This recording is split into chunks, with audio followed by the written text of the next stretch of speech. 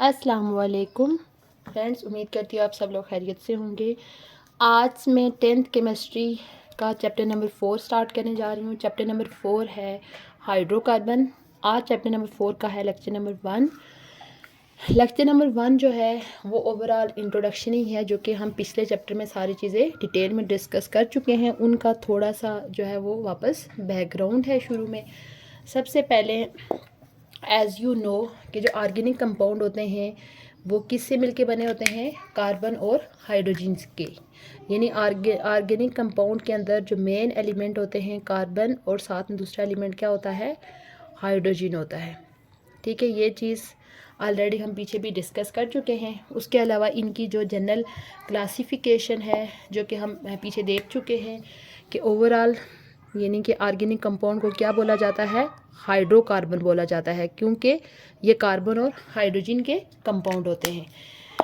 ठीक है, overall organic compound को दो मेन टाइप्स के अंदर डिवाइड किया जाता है। एक होती है ओपन चेन, ठीक है, और दूसरी होती है क्लोज चेन। Close chain. अब ये जो ओपन चेन होती है इसमें यानी कि जो पहला कार्बन होता है और लास्ट कार्बन होता है चेन का, वो आपस में अटैच नहीं होता। और क्लोज चेन का मतलब ये होता है कि जो पहला और आखिरी कार्बन है वो आपस में क्या होंगे, अटैच होंगे। यानी क्लोज चेन होने के लिए एटलीस्ट हमारे पास कंपाउंड के अंदर जो है वो 3 कार्बन का होना ज़रूरी है।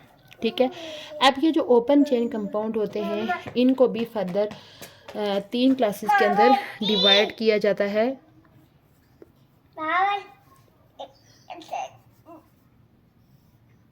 पहली क्लास है एल्केन। ये चीज़ें ऑलरेडी हम पिछले चैप्टर के अंदर पढ़ चुके हैं, उसी का ही एक ओवरव्यू है। उसके बाद दूसरी क्लास है एल्केन और तीसरी क्लास है एल्काइन। अब उसके बाद ये जो क्लोज चेन कंपाउंड होते हैं इनको भी फर्दर 2 टाइप्स के अंदर डिवाइड किया जाता है। एक होते हैं एलिसाइक्लिक और दूसरे होते हैं एरोमेटिक। अब ये जो एलिसाइक्लिक कंपाउंड होते हैं उनको भी फर्दर 2 टाइप्स में डिवाइड किया जाता है। एक होते हैं सैचुरेटेड और दूसरे होते हैं अनसैचुरेटेड। ये है ऑर्गेनिक कंपाउंड की जनरल क्लासिफिकेशन, जो कि ऑलरेडी हम पिछले चैप्टर में भी पढ़ चुके हैं। अब ये जो ओपन चेन कंपाउंड होते हैं इनको भी ओवरऑल आप समझ लें कि 2 तरह के कंपाउंड में उसमें किया जाता है। एक होती है हमारे पास बिल्कुल चेन होती है, और एक यानी ओपन चेन इस तरह की होगी। ठीक है, उसके अलावा एक जो है वो इसके अंदर इस तरह से भी हमारे पास एक ब्रांच जो है वो इसके अंदर बन सकती है। उसके अलावा यानी हमारे पास ये जो हाइड्रोकार्बन होते हैं इसका ही एक हाइड्रोजन जो है वो रिमूव करके उसकी जगह जब कोई दूसरा फंक्शनल ग्रुप अटैच हो जाता है, हमने पीछे यानी फंक्शनल ग्रुप के बारे में पढ़ा था पिछले चैप्टर में, फंक्शनल ग्रुप। ठीक है, बेसिकली हाइड्रोकार्बन्स के अंदर से ही जो है हाइड्रोजन को रिमूव करके उसकी जगह डिफरेंट फंक्शनल ग्रुप अटैच होके हमारे पास यानी डिफरेंट तरह की होमोलोगस सीरीज़ बनती हैं, जिनको क्या बोला जाता है, ऑर्गेनिक कंपाउंड के डेरिवेटिव, यानी हाइड्रोकार्बन्स के डेरिवेटिव बोला जाता है। ठीक है, ये चीज़ें भी हम पीछे डिस्कस कर चुके हैं। डिफरेंट फंक्शनल ग्रुप के बारे में हमने पढ़ा था, अल्कोहल, उसके बाद carboxylic acid, aldehyde, ketone, ether, amines, different functional group हम ऑलरेडी पीछे पढ़ चुके हैं। उसके अलावा हमने ऑर्गेनिक कंपाउंड के सोर्सेज पढ़े थे कि ऑर्गेनिक कंपाउंड के कौन कौन से सोर्सेज थे। एक इनका सोर्स मेन सोर्स होता है कोयल। उसके बाद हमने पेट्रोलियम पढ़ा था, नेचुरल गैस, उसके बाद प्लांट्स एंड एनिमल, ये इनके हमने मेन सोर्सेज पढ़े थे ऑर्गेनिक कंपाउंड के।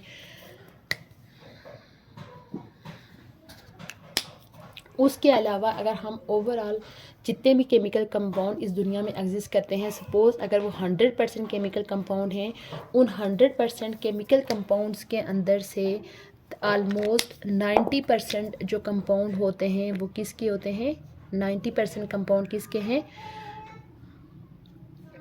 Compound of carbon, compound of carbon. It's mean के ऑर्गेनिक कंपाउंड जो है ओवरऑल 118 एलिमेंट्स के तमाम कंपाउंड में से 90% कंपाउंड किसके होते हैं, कार्बन के होते हैं। और ये हमने ओवरऑल इसके रीज़न भी पढ़ी थी कि ऑर्गेनिक कंपाउंड इतने डाइवर्स क्यों हैं। ऑर्गेनिक कंपाउंड की हमने डिफरेंट तरह की प्रॉपर्टीज़ पढ़ी थी कि ऑर्गेनिक कंपाउंड के अंदर डिफरेंट तरह की प्रॉपर्टीज़ जैसे कि कैटेनेशन, आइसोमरिज्म, उसके अलावा कोवलेंट बॉन्ड की स्ट्रेंथ, मल्टीपल बॉन्ड की प्रेजेंस की वजह से ऑर्गेनिक कंपाउंड की जो है वो बहुत ज़्यादा डाइवर्सिटी होती है।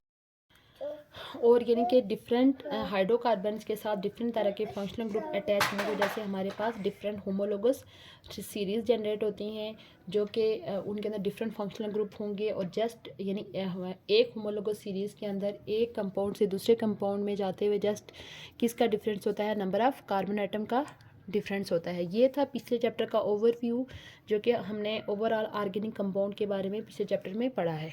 ठीक है, इस चैप्टर का नाम ही है हाइड्रोकार्बन्स। तो इसमें हमने जस्ट उन क्लासेस को डिस्कस करना है जिनके अंदर जस्ट हमारे पास क्या प्रेजेंट होता है, कार्बन और हाइड्रोजन। तो हाइड्रोकार्बन के हवाले से भी हम पीछे चैप्टर पढ़ चुके हैं कि ओवरऑल 3 क्लासेस है हाइड्रोकार्बन्स की, एल्केन, एल्कीन और एल्काइंस, यानी कि जिनके अंदर जस्ट कार्बन और हाइड्रोजन होते हैं, इनके अलावा कोई और एलिमेंट नहीं होता। आज हम उसी की पहली क्लास का थोड़ा सा शॉर्ट सा इंट्रोडक्शन देखेंगे। Alkane, alkane. अब ये जो एल्केन क्लास होती है इनको कौन से हाइड्रोकार्बन बोला जाता है, इनको सैचुरेटेड हाइड्रोकार्बन बोला जाता है। सैचुरेटेड हाइड्रोकार्बन, इनको सैचुरेटेड हाइड्रोकार्बन क्यों बोला जाता है ये ऑलरेडी मैं पिछले लेक्चर में डिटेल में डिस्कस कर चुकी हूँ। उसके अलावा दूसरी अहम बात एल्केन के लिए जो आपने याद रखनी है, इनके अंदर कार्बन टू कार्बन कौन सा बॉन्ड प्रेजेंट होता है, सिंगल बॉन्ड होता है।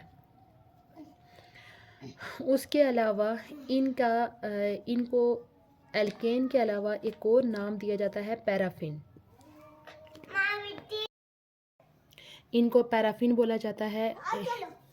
पैराफिन इनको क्यों बोला जाता है, क्योंकि इनकी बहुत लिटिल एफिनिटी होती है, ये बहुत कम दूसरे एलिमेंट्स दूसरे कंपाउंड के साथ रिएक्शन करते हैं। और जब भी ये एल्केन क्लास किसी दूसरे कंपाउंड के साथ रिएक्शन करेगी तो उसके लिए हमें खास तरह के टेम्परेचर और प्रेशर की ज़रूरत होती है। इस वजह से इस क्लास को पैराफिन बोला जाता है, लिटिल एफिनिटी की वजह से। इनका अगर हम जनरल फार्मूला देखें, इनका जनरल फार्मूला होता है CnH2n+2। इसमें ये जो n लिखा हुआ है, n किसको शो करता है, नंबर ऑफ़ कार्बन एटम को, नंबर ऑफ कार्बन एटम के हमारे पास इस कंपाउंड में कितने नंबर ऑफ कार्बन एटम हैं। उसके अलावा अगर हम इस क्लास के नेम की बात करें तो इसके जो नेम की एंडिंग होती है वो वर्ड ANE से होती है। अब हम इसकी कुछ एग्जांपल डिस्कस कर लेते हैं। एग्जांपल, अब ये जो कंपाउंड होता है, इसके जो कंपाउंड होते हैं वो स्ट्रेट चेन में भी एग्जिस्ट करते हैं और ब्रांच चेन में भी। अगर हम स्ट्रेट चेन की बात करें, अगर हमारे पास 2 कार्बन हैं तो इस तरह का फार्मूला होगा। 2 कार्बन वाले को क्या बोलते हैं, इथेन बोलते हैं। ये चीज़ हम ऑलरेडी पिछली चैप्टर के अंदर डिस्कस कर चुके हैं। उसके अलावा अगर हमारे पास 3 कार्बन हैं, उसका जो स्ट्रक्चर होगा वो इस तरह का स्ट्रक्चर होगा। 3 कार्बन वाले को क्या बोलते हैं, वैसे 3 को प्रोप बोलते हैं और लास्ट पे हम क्या लगा लेंगे, ANE, प्रोपेन। उसके अलावा 4 कार्बन वाले को का फार्मूला होगा CH3, CH2, CH2 और लास्ट पे क्या हो जाएगा, CH3। ये हो जाएगा ब्यूटेन। उसके अलावा 5 कार्बन वाले को पेंटेन। ये सारे आप देखें स्ट्रेट चेन में हैं। तो जब इनका जो नाम, अब यानी कि इथेन के साथ एन कर नहीं लगता वर्ड, क्योंकि ये हमारे पास इसके अंदर 2 कार्बन ही होते हैं, ये स्ट्रेट चेन में ही लिखा जाएगा। उसके बाद प्रोपेन भी इसी तरह लिखा जाएगा। लेकिन जब ब्यूटेन होता है उसके साथ हम कौन सा, अगर स्ट्रेट चेन में है तो एन जो है वो लिखा जाएगा।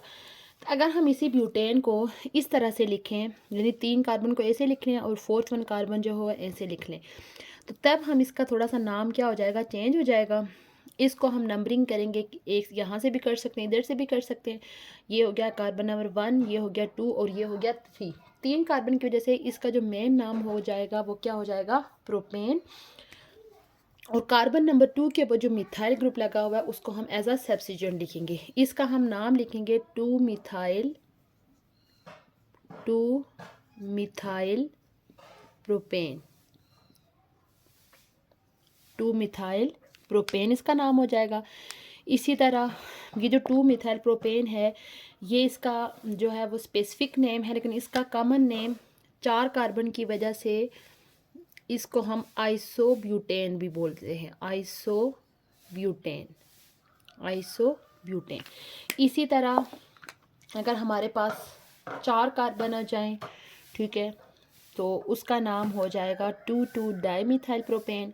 यानी कि जिस तरह से हमारे पास ये CH3 नीचे की साइड पे लगा हुआ है, अगर एक CH3 यहाँ पे ऊपर भी हो जाए तो हमारे पास मेन नेम प्रोपेन तो इसका यही होगा, लेकिन हम लिखेंगे 2 पोजीशन पे एक मिथाइल ये लग गया और एक मिथाइल ऊपर वाली साइड पे हो जाएगा, तो 2,2 डाईमिथाइल प्रोपेन।